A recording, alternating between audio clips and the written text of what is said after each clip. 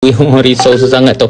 Apa semua lagi jalan time ni, and then jumpa lagi aku bukit yang tinggi sesangat depan tu. Macam why Allah tak relax langsung bukit-bukit ni semua. Tau sabarlah. Dan time ni juga aku tersempat dengan seorang uncle ni. Kalau kau nak tahu, uncle ni aku jumpa dia masa kita orang on the way sama-sama ke Ding Boceh tau. Dia jalan sama-sama sebelah dengan aku, tapi hari ni dia dah patah balik. Dia dah sampai EBC dah. Popok lah laju gila punya. Serius malu aku sebagai pemuda yang penuh berwawam sam kalah dengan pakcik tadi. And then aku semangat lagi sambung berjalan, dan akhirnya alhamdulillah sampai sudah aku di puncak bukit tadi. Yang lain view dari sini subhanallah, masya Allah, cantik sekali. 2 kali 3 kali 4 kali tau. Suka aku sangat. And then lepas aku berjaya tu, ada lagi satu bukit muncul dekat depan ni, dia lebih tinggi. Goblok pe. Susul aku jalan dengan kesabaran yang penuh tinggi.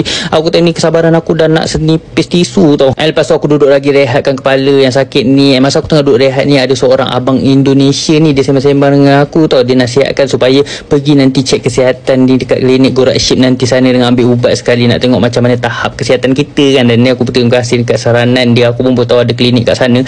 Sampai sana nanti aku cek terus lah. Time ni kena mendaki lagi, goblok ya Allah, dengan cuaca yang panas terik lagi. Time ni nak pitam dah aku bersabar je lah. And slow-slow aku naik macam why. And lepas tu aku skip perjalanan tadi. Akhirnya sampai sudah aku di Gorak Ship. Alhamdulillah ya Allah. Hai, terlalu tersiksanya diriku. Time ni aku sampai dalam pukul 1 tengah hari gitulah. Dan untuk sampai ke Gorak Ship ni tadi aku cakap 3 jam sepatutnya daripada Lobo Chicken, tapi aku makan masa 5 jam total semua. Cuba bayangkan berapa kali aku berhenti tadi, duduk rehat sampai lewat 2 jam macam ni. Hai, pergi masuk je aku kat mana-mana guest house, minta bilik yang kosong. Masuk bilik aku letak barang semua, and then pergi cari klinik terus, sebab aku nak pastikan aku ni okey lah. Dan macam ni lah lebih kurang kliniknya, simple sangat. Time ni masa aku duduk ni kan, seorang ni tengah sakit teruk terbaring dia sekali dengan tekuk oksigen di mulutnya. Weh, kesian sesangat macam ni. Semoga baik-baik saja dia tau. Lepas aku cek semua kan, ada berita yang buruk. Weh, aku punya oksigen drop sampai 58. Memang tak normal ni, abnormal.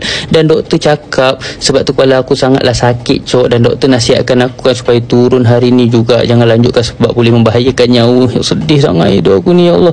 Lepas tu doktor bagi aku ubat ni untuk dimakan, and then aku masuk rehat. Nak tahu aku turun ataupun lanjutkan, kita sambung lagi dapat yang seterusnya. Sedih sangat tau. Jangan lupa untuk follow, like and share. Okay, bye bye.